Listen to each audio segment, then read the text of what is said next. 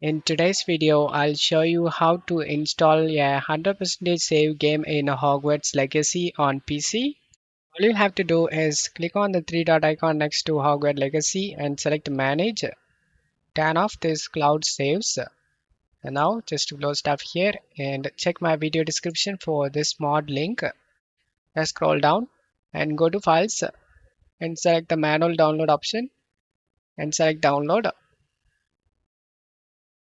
Select Slow Download option and it will start downloading. If you are new to this site, then you will be redirected to login page. You just need to log into this site, guys. If you doesn't have an account, then select the register option and create a new account. After the download done, click on it, the folder icon, right click on the zip file and select WinRAR and select open with WinRAR. And now go to search menu and type run. Click on open it and type percentage local app data percentage again and click on OK.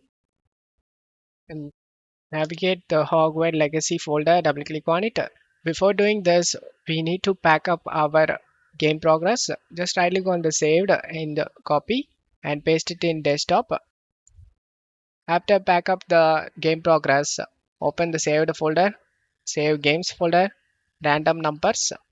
And now in WinRAR, just drag and drop all these files inside your save game folder. Select the replace the file in the destination and then just close stuff here and launch the game.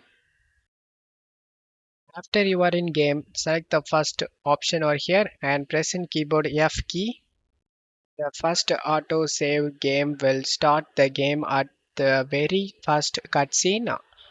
The second auto save game, the port key brings you to the cave, and the both manual saves or the identical saves that after you wake up in your common room with all the unlocks. Just tap on one of the profile in manual save. Uh, we have successfully installed the 100% save game in Hogwarts Legacy. I hope this video helped you guys. If the video helped you, don't forget to leave a like and subscribe. Thank you.